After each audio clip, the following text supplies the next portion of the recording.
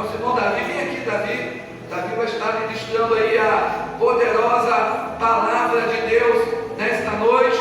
Amém? Eu já quero lembrar você que hoje é um culto de campanha. Você que trouxe o pedido de oração, não esqueça, deixe aqui sobre a mesa que homens e mulheres de Deus estarão impondo as mãos e milagres estarão acontecendo através da oração dos homens e das mulheres de Deus. Amém? Estenda suas mãos para cá. Vamos ficar de pé para nós recebermos o homem de Deus que está ministrando a palavra. Amém? Estenda suas mãos para cá. Deus santo e amado, em nome do Senhor Jesus, está aqui, Senhor, teu filho, a qual o Senhor vai estar ministrando a tua poderosa palavra, Senhor. Coloca, Senhor, as tuas palavras nos lábios dele. Usa ele, Senhor, poderosamente, Senhor, nesta noite. Senhor, que não seja, Senhor, o teu filho Davi, Senhor, mas que seja o teu Espírito Santo, meu Deus, falando através dos lábios dele. Enche ele agora, Senhor, com o teu poder, com a tua virtude, com a tua inspiração. Prepara, Senhor, nossas mentes, os nossos corações, para recebermos a tua palavra, meu Deus, em nome do Senhor Jesus. Amém, Jesus. Amém. Davi, deixa o tempo usar. Cumprimento os irmãos com a paz do Senhor, amém? Amém. Glória a Deus. Amém, igreja? Amém. Quantos estão felizes com o Senhor essa noite? Glória a Deus. Querido, na maneira que você se sentir melhor, eu gostaria que você começasse a orar no seu lugar em nome de Jesus.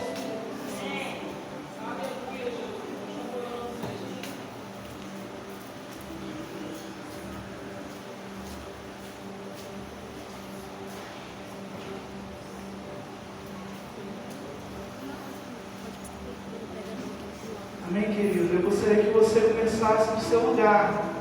Antes de nós irmos para a leitura da palavra, que você começasse a orar no seu lugar em nome de Jesus, da maneira que você se sentir melhor. É uma noite de campanha, é uma noite de restauração, amém? É uma noite de reconstrução, e por isso, em nome de Jesus, comece a colocar diante do Senhor. É uma noite de oração, querido, é uma noite de campanha. E o que é campanha se não for a adoração? Pode aumentar um pouquinho mais, Mateus, e deixa Deus te usar em nome de Jesus. Querido, comece a orar no seu lugar neste momento. Comece a entrar agora neste momento em guerra, porque nós estamos em guerra essa noite. Mas em nome de Jesus, é o seu corpo que está enfermo, que você seja curado agora, pelo poder que é o nome de Jesus. Se os irmãos, os instrumentistas querem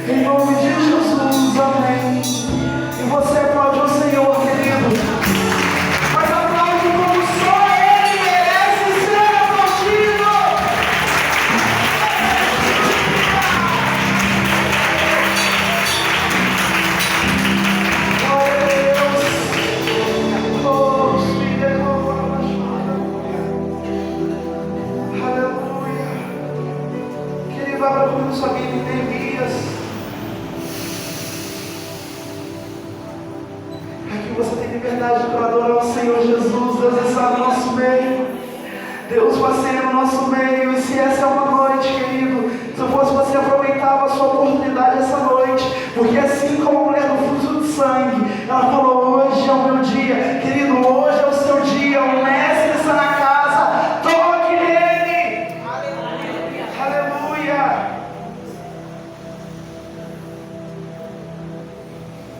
Livro de Neemias. Eu acho que não é nenhuma surpresa o texto que nós vamos ler. Neemias 1:4.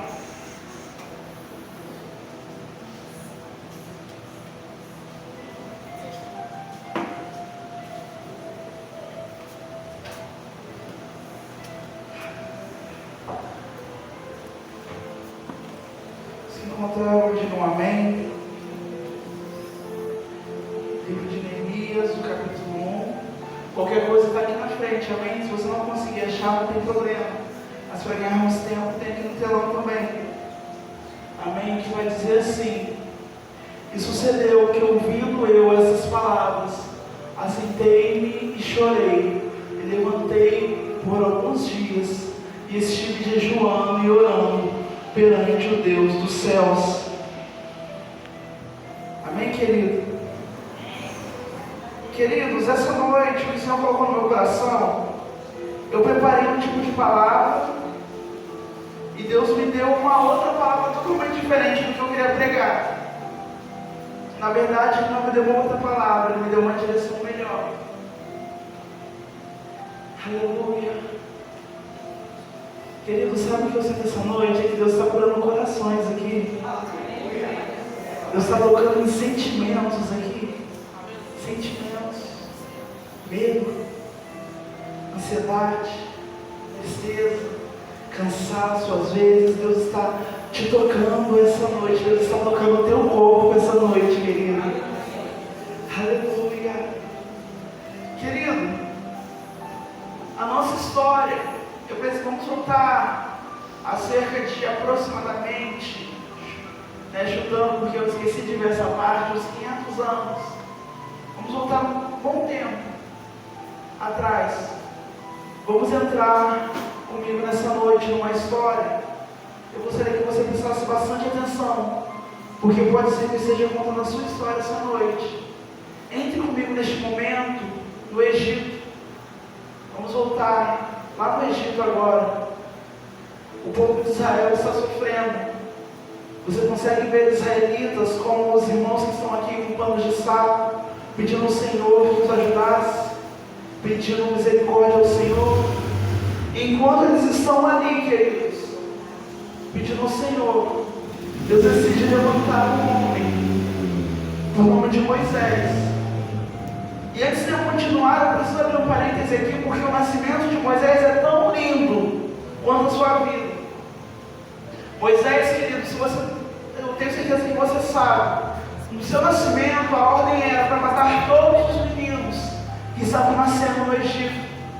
Porque Israel era um grande exército, Israel era um grande número, e isso assustava quem estava lá em cima, assustava o faraó. E aí eles decidem matar todos os meninos. E Moisés nasce justamente na época da tribulação. A mãe dele esconde ele por 3 meses e depois o joga no rio, dentro de uma arca, para ser levado para algum lugar. Mas ela só não queria que matassem o filho dela. E quando ele está indo pelo caminho, a filha de Faraó, que estava se banhando, ela vê o cesto e o menino chorando. E ela fala o seguinte: olha, esse menino ele é hebreu, porque ele já havia sido circuncidado. A aliança de Deus com os homens já era presente, ele já tinha a marca da aliança. E o certo, o correto, seria ela matar aquela criança. O correto seria o Faraó, no mesmo instante, mandar matar aquela criança. Só que o Senhor me disse uma coisa interessante. Sabe por que Moisés não morre?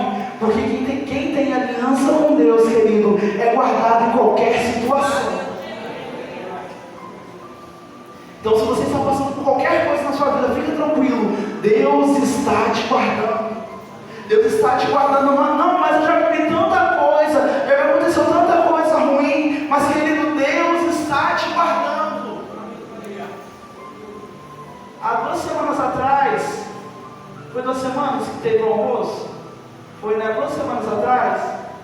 Nós fomos almoçar, nós fomos um almoço de família, né, lá com os parentes da minha esposa, e nós estávamos lá e estava um momento, no meio de tanta alegria, tanto júbilo, parece que se tornou um culto, todo mundo começou a dar um testemunho.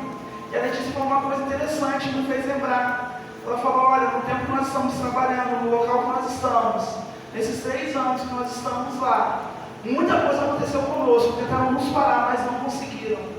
Tentaram arrumar um jeito de nos mandar embora, mas não conseguiram. E eu me lembrei de uma promessa que o Senhor me fez há 3 anos atrás, no monte. O Senhor me disse o seguinte, olha, vão pelejar contra ti, mas não vão prevalecer, porque quem te colocou fui eu, e só quem te tira de lá sou eu. Então, querido, podem te caluniar, podem falar o que for de você, podem preparar comboio para te parar, mas o Senhor está te guardando, e essa prova não vai te parar. Querido, isso é para você avançar e vencer, e ver a bondade de Deus, amém? E aí, queridos, Deus levanta Moisés, e agora, Moisés, eu vou encurtar bastante a história. Moisés agora, ele se coloca diante de Faraó. Existe todo um mistério ali no livro de Êxodo, existe muita palavra, para cada versículo é uma pregação diferente.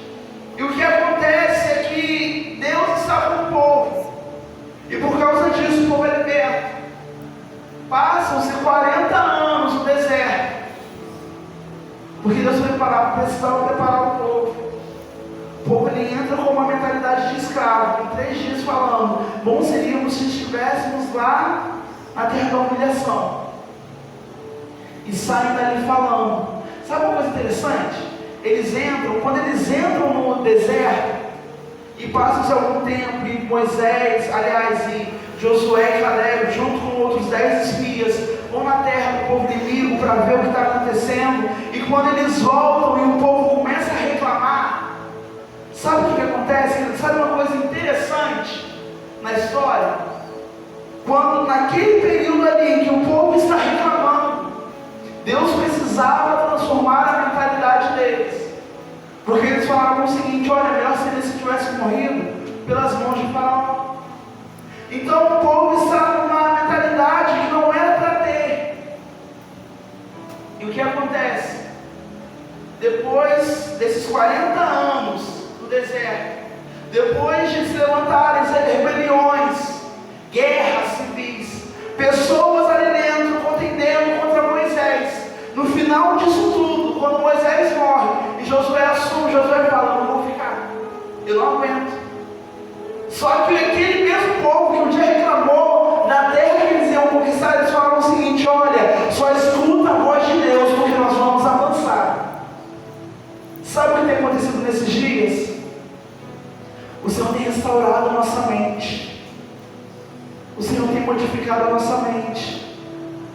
E pastor Amanda, o que o Senhor me falou no meu coração é que além de modificar a nossa mente, o que Deus está te usando para fazer é algo muito grande, algo que você vai preparar para que o ministério no novo tempo do Santo Agostinho avance, porque outras pessoas ainda virão. Deus te usa como Moisés aqui, mas Ele vai te levar para outros lugares também, como a senhora já mesmo sabe. Mas enquanto não vai, é para preparar a mentalidade do povo aqui, para que a gente avance, e lá na frente a gente colha. Você veja de longe, porque você vai estar em outros lugares. Você veja de longe essa igreja, esse ministério, alcançando coisas que nunca imaginavam que iam alcançar. Queridos,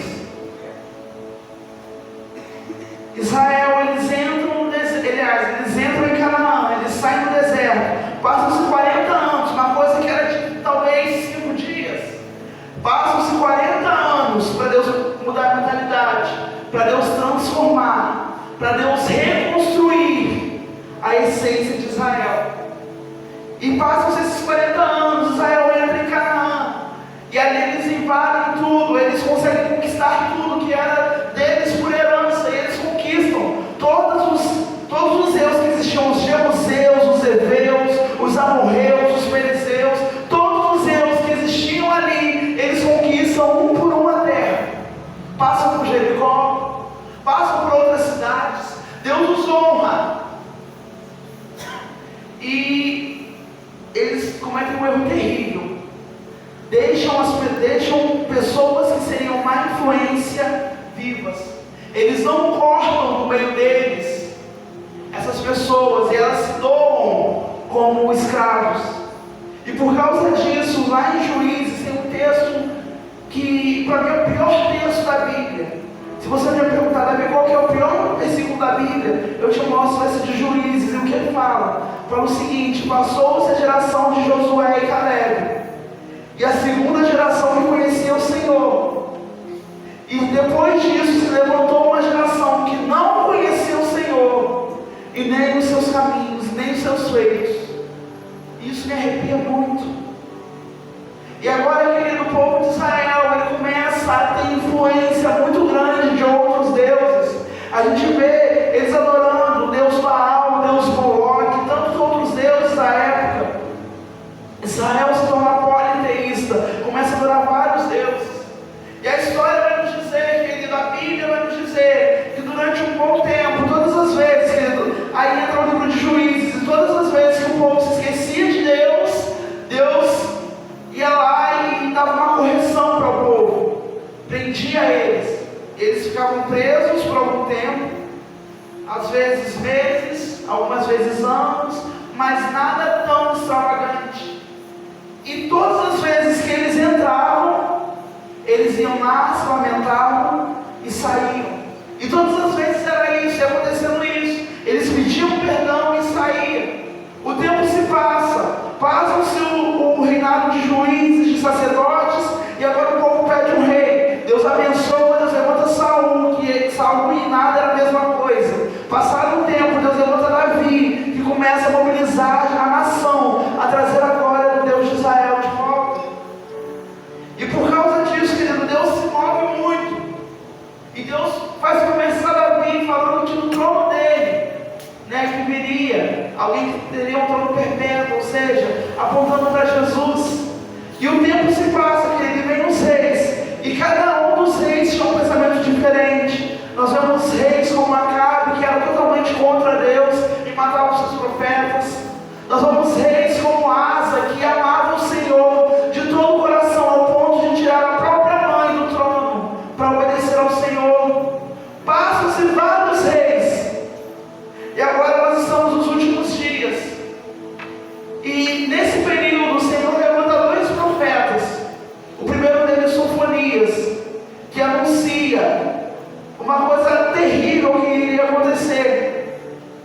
Ele é o predecessor de Jeremias. Ele é o predecessor de Jeremias. E logo em seguida vem Jeremias falando: olha, se arrependam. E aí, se você for olhar lá em Jeremias 29, todo mundo gosta desse texto. Os seus pensamentos são mais altos que os meus, os seus caminhos não são os meus caminhos, porque vocês vão me buscar e vão me achar, quando me buscar de todo o vosso coração, e serei achado de vós, diz o Senhor. Mas a promessa continua, a profecia continua, e fala o seguinte: olha, vocês vão passar um tempo na servidão, na escravidão, vocês vão ficar 70 anos em outro lugar, presos. E acontece isso, e Jeremias continua alertando o povo: não faz. O rei Ezequias não está nem aí para Jeremias. Resultado, o rei da Babilônia entra. Se você olhar no livro de Salmos, vai falar o seguinte, que quando o rei da Babilônia, quando Nabucodonosor entra ali e conquista Israel e leva Israel preso, existe um cântico de lamento em Salmos que fala o seguinte, que os levitas, os músicos, falavam o seguinte: que a minha boca, que a minha língua se apegue ao céu da minha boca, se eu tiver que cantar um dos hinos de adoração dos deuses da Babilônia. E agora, querido, passa-se um tempo, e eles entraram lá se sentindo, falando: daqui a pouco Deus liberta a gente, não foi nada. Jeremias lá no livro de Lamentações chorando porque tinha criança morrendo de fome. Leia Jeremias e Lamentações, Jeremias, e você vai ver o que é isso. Gente pedindo comida e morrendo. Quem não morreu de fome, morreu a espada. E quem não morreu a espada, e as crianças que não morreram a espada,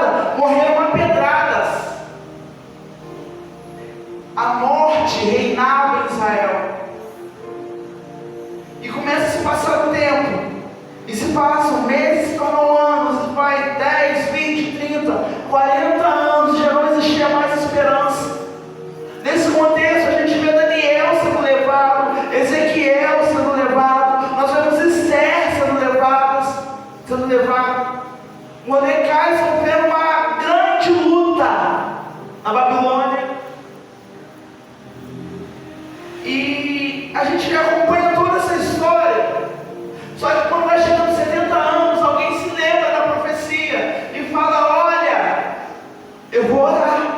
E a Daniel, nós vamos ver um pouquinho mais pra frente a ação de Daniel. Daniel se põe de joelho e começa a clamar ao Senhor. E aí, queridos, o Senhor toca o coração do rei da Babilônia, liberta o povo volta. Salmo 126 fala que os que plantaram chorando colherão sorrindo, né? Grandes coisas fez o Senhor por nós, e por isso estamos alegres. É um cântico de vitória, de libertação. Só que quando eles chegam em Israel, eles veem os muros destruídos, não se existia muralha. A coisa mais importante em um reino naquela época eram as muralhas.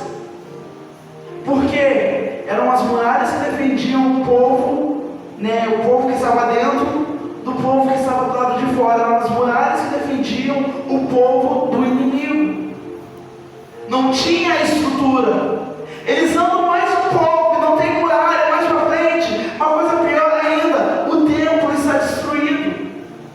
Esdras, que vai primeiro, fala o seguinte: olha, vamos buscar primeiro o Senhor. E ele começa a reconstruir o templo. Se levanta Ageu, que no capítulo 2, no versículo 9, vai falar o seguinte: olha, a glória da segunda casa, não precisa colocar isso ainda não, né? Esse texto ainda não. Mas ele vai falar o seguinte: a glória da segunda casa vai ser maior do que a da primeira. E agora, querido, porque eles se importam com as coisas de Deus, Deus começa a levantar pessoas para estar cuidando do lado de fora de Israel. Porque nós decidimos buscar a glória do Senhor. O Senhor vai alcançar o lado de fora. E o que é, querido? Talvez você está orando para que Deus reconstrua as bases da igreja. Talvez você está orando para que Deus derrame fogo, derrame unção, para que Deus levante dizimistas, missionários. Talvez você está orando pela igreja, e por você está buscando pela igreja, e por você está buscando pelo templo. Sabe o que Deus fala? Eu vou alcançar suas finanças, eu vou alcançar seus sonhos, eu vou alcançar sua família, eu vou alcançar tudo que você está vinculado. Tudo que você tem, o Senhor vai alcançar. E o Senhor levanta. E se o Senhor começa a levantar, sabe o que vai acontecer? O inimigo também vai se levantar. Porque se Deus tem os seus ungidos, o diabo também tem. Eu te provo isso na Bíblia. Quando Moisés chega lá e joga, né, o cajado dele no chão, e aquele cajado se transforma em cobra, Satanás no mesmo momento levantam também os magos da época e fazem a mesma coisa.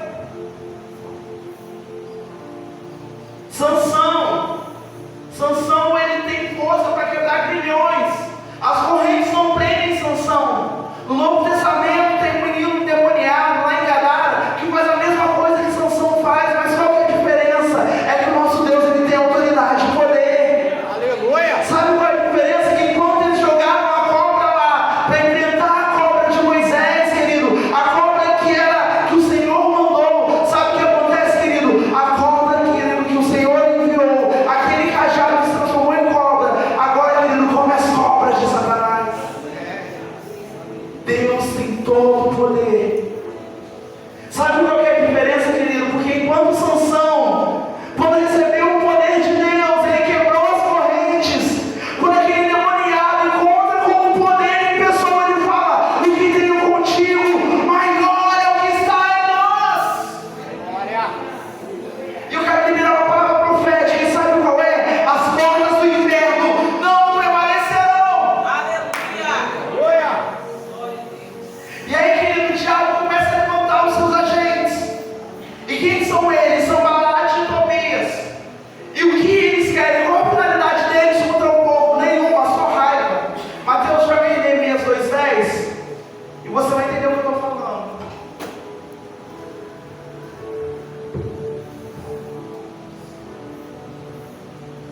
Olha lá, qual que era o que Sanbalate e Tobias queriam? O que ouvia do Sanbalate, o Horonita e Tobias, servos dos amonitas, lhes desagradou extremamente que alguém viesse procurar o bem dos filhos de Israel. Era só isso que eles queriam. Eles queriam fazer mal a Israel. Era só isso. Não tinha uma justificativa. Nós vemos hoje em dia esses filmes de super-heróis, de vilões, né? um tinha o desejo de trazer um equilíbrio para o universo, o outro queria fazer maldade só para ser rei, mas eles não. Eles não queriam nada em troca. Nabucodonosor só invadiu Israel, primeiro, porque o Senhor permitiu, porque o Senhor vai chamar Nabucodonosor de servo. E segundo, porque ele queria aumentar a sua riqueza. Mas agora Sanbalat e Tobias não tinham nada contra o povo, só queriam fazer o mal. Sabe o que acontece, querido? Quando nós estamos em construção, vamos encontrar pessoas que só querem atrapalhar. Pessoas que só vão querer atrapalhar a sua vida. Elas não têm nada contra você, não tem um motivo, não tem um porquê, mas que só querem atrapalhar. E quem ensina o Sanbalat e Tobias na sua vida? São duas pessoas, não vou identificar quem são os dois, querido. Às vezes é circunstância, às vezes são pessoas, às vezes é uma pessoa, às vezes é você mesmo. Quem tem sido Sanbalat e Tobias? Quem tem atrapalhado o mover de Deus na sua vida, tem se levantado contra? E pior ainda, o inimigo, além de levantar esses dois, ele fala o seguinte: olha, eles não podem fechar as brechas. Põe no 4:7, Neemias 4:7. Você vê, querido, que lá em Neemias 4:7, você vai ver que o povo inimigo, olha só quem está falando, sucedeu que ouvindo Sanbalat e Tobias, e os árabes, e os amonitas, e os asdoditas, olha só, na altura do campeonato, no capítulo, eles são apresentados no capítulo 2, no capítulo 4, olha só o tanto de gente que eles já infectaram, para acabar com o povo de Deus. Olha lá, ó, os árabes, os amonitas, os asdoditas, que tanto ia crescendo, ouvindo que tanto iam crescendo a reparação dos muros de Jerusalém, e já as alturas se começaram a tapar, iraram-se sobremodo. Em outras palavras, quando começaram a tapar as brechas, começa a tapar as brechas, querido. Certa vez o povo de Israel, eles venceram só tapando brechas. Mas como? O povo inimigo estava indo lá pegar água do rio para sobreviver. Sabe o que o povo de Israel fez? Foi lá e tampou aquela brecha. Então, querido, é hora de tampar as brechas. Você acha que eu não fiquei com essa palavra? O Senhor falou comigo, o Senhor tem falado comigo. É tempo de fechar as brechas. E toda brecha, tudo aquilo que você achar que é brecha, feche. Mas talvez o Senhor, Ele queira tocar em coisas na sua vida, que Ele vai ver que vai ser uma coisa ruim para você. Você não tem percebido? Às vezes eu achei interessante o testemunho do irmão David. Ele falou o seguinte: olha, Deus mandou cortar o meu cabelo. Ele falou isso. Mas não tem nada demais, mas é uma intimidade dele com Deus. Querido, é uma intimidade sua com Deus. Ele vai falar para você largar coisas que você não vai querer largar. Mas, querido, se você quer reconstruir a sua vida, feche as brechas. E aí, queridos, sabe o que acontece? Além disso, o inimigo ele vai afrontar, ele vai começar a caçoar, ele vai começar a zombar. Volta um pouquinho dos versículos 1, 2 e 3. Vamos pelo versículo 1.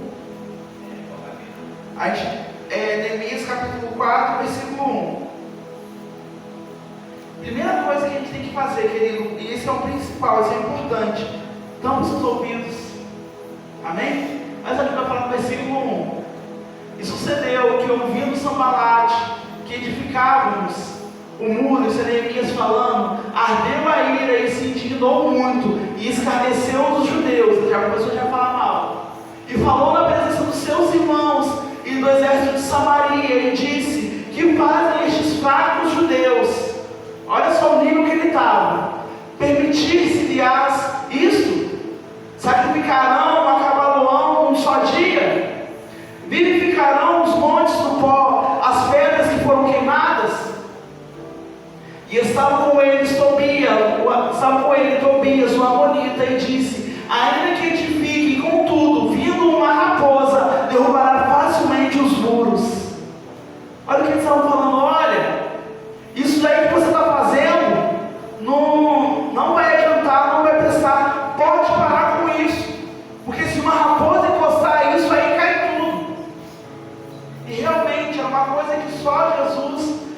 fazer.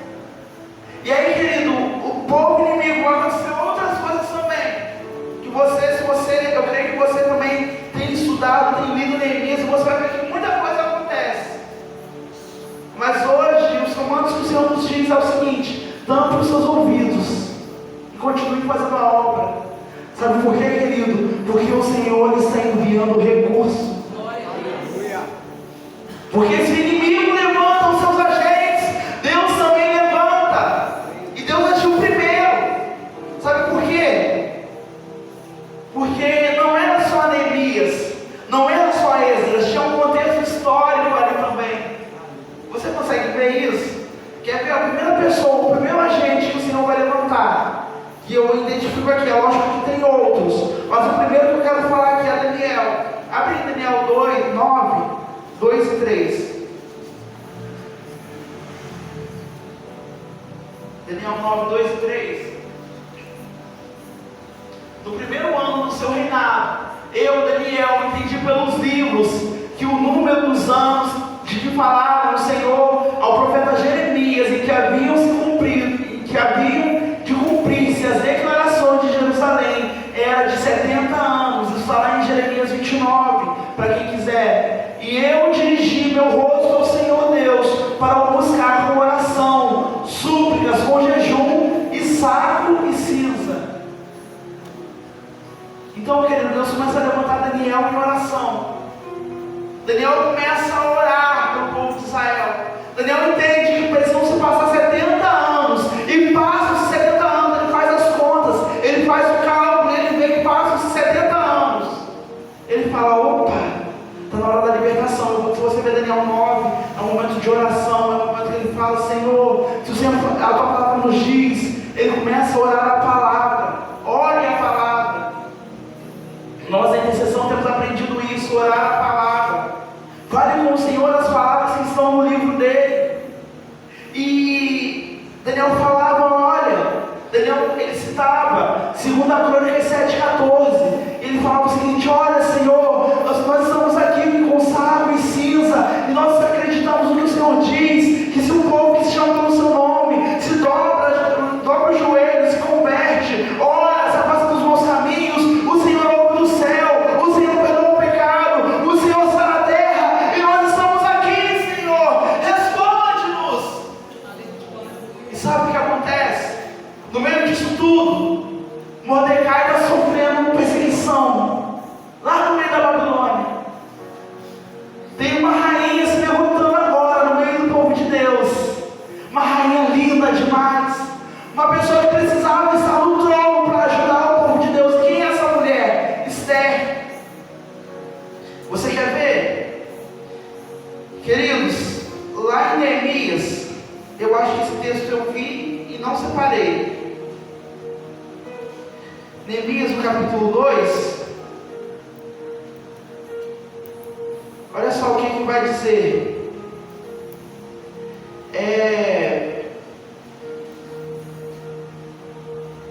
Vou pedir aqui ajuda aqui porque eu não marquei esse texto, mas está no capítulo 2, que ele vai começar a pedir ajuda. Queridos, acredito que eu esqueci de marcar. Eu marquei todos os textos, menos esse da rainha. Mas em um dado momento, querido, o rei vai perguntar a Neemias o que está acontecendo. Neemias, ele vai estar triste. Leia Neemias 2. Ele vai estar triste, ele vai estar angustiado. Versículo 6, Neemias 2, 6. E o que vai acontecer? O rei vai perguntar para ele o que está acontecendo. Ele vai explicar a história e vai dizer o seguinte: então o rei me disse, estando a rainha sentada junto a ele: quanto durará a tua viagem? Quando voltarás? E aprove ao rei enviar-me, e apontando-lhe um certo tempo. Quem é essa rainha? Segundo alguns estudiosos, afirmam que era a própria rainha Esther, que estava no trono naquele momento. Querido, eu quero profetizar aqui alguma coisa, quero liberar uma palavra de vitória. Eu não sei se alguém aqui vai receber essa noite, mas, querido, em nome de Jesus, Deus vai te colocar em lugares grandes para ajudar o povo de Deus, amém? Aleluia. Deus vai te colocar em lugares que não era nem para você estar, lugares onde tem pessoas vai te colocar nesses lugares para você ajudar o povo de Deus. Amém? Amém. Querido, e o Senhor começa a levantar, e Ele levanta Esdras, Neemias, Daniel, Sadraque, Mesaque, Abednego, levanta a rainha Esther. Olha só, querido, o que Deus está movendo.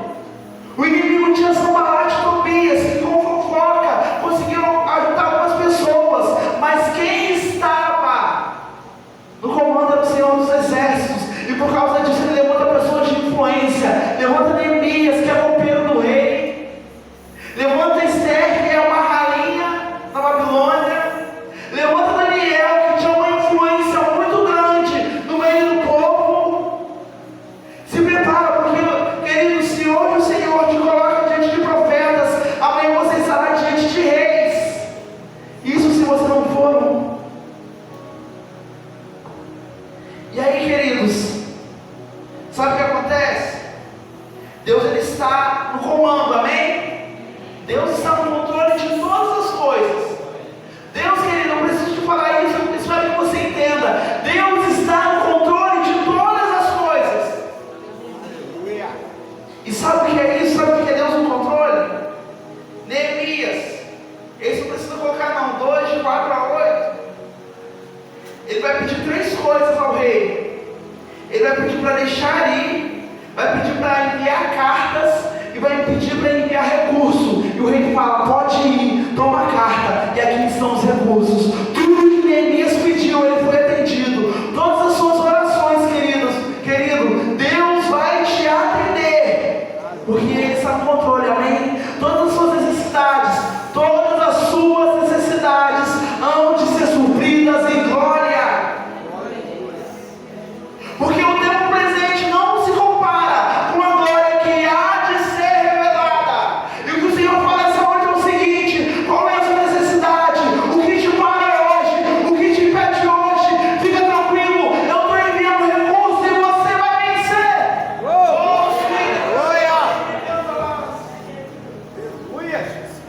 E aí, querido, Neemias, o último texto que eu vou usar hoje, já estou caminhando para o final, capítulo 6, versículo 15. Sabe o que acontece? Neemias começa a construir um muro. E acabou-se, pois, o muro aos 25 do mês de Elul, em 52 dias. Sabe quanto tempo leva para construir um muro, uma muralha? Cerca de 10 anos, no mínimo, 10 anos. Mesmo assim, uma muralha de 10 anos é uma muralha bem pequena. É cerca de 20, 30, 40 anos para se reconstruir uma muralha, para construir uma muralha. Só que em 52 dias isso acontece, sabe por quê, querido? Porque quem estava no comando era Deus. E até aquilo que vem para prejudicar, até aquilo que é para ser um sinal de derrota, se torna uma aprovação de Deus, sabe por quê? Porque para se construir uma muralha, só tem como fazer ela de um jeito, com escombros, só assim. E o que mais tinha em Israel? Escombros, porque muitas casas foram destruídas, tinha muito entulho, e por causa disso, e por causa do entulho, o Senhor abençoou, e eles conseguiram reconstruir em 52 dias. Aquilo que era para ser um sinal de humilhação, será sinal de aliança com Deus, amém? E aí, queridos, para finalizar, o Senhor quer restaurar. O Senhor quer restaurar a sua família, a sua casa. O Senhor quer restaurar os seus sonhos. Era justamente sobre isso que eu ia pregar. Eu ia falar sobre cada um dos tópicos que eu estou falando agora, porque o Senhor falou no meu coração. Mas para finalizar, o Senhor quer restaurar a sua família. Ele quer restaurar os seus sonhos. Ele quer restaurar as suas finanças, a sua economia. O Senhor quer restaurar a sua autoridade. A Bíblia fala que nós temos autoridade para pisar em serpentes e escorpiões. Está na hora de você rejeitar, querido, está na hora de você rejeitar aquilo que o inimigo tem feito. E você fala: sai daqui, o inimigo não sai. O Senhor está restaurando autoridades essa noite. Aleluia. O Senhor, querido, quer te dar capacidade aos seus estudos. Quantos aqui estão estudando ou querem estudar? Ou desejam estudar? Eu estou, e essa palavra é para mim. O Senhor vai te fazer romper nos seus estudos, amém? O Senhor vai te fazer vencer em nome de Jesus, amém?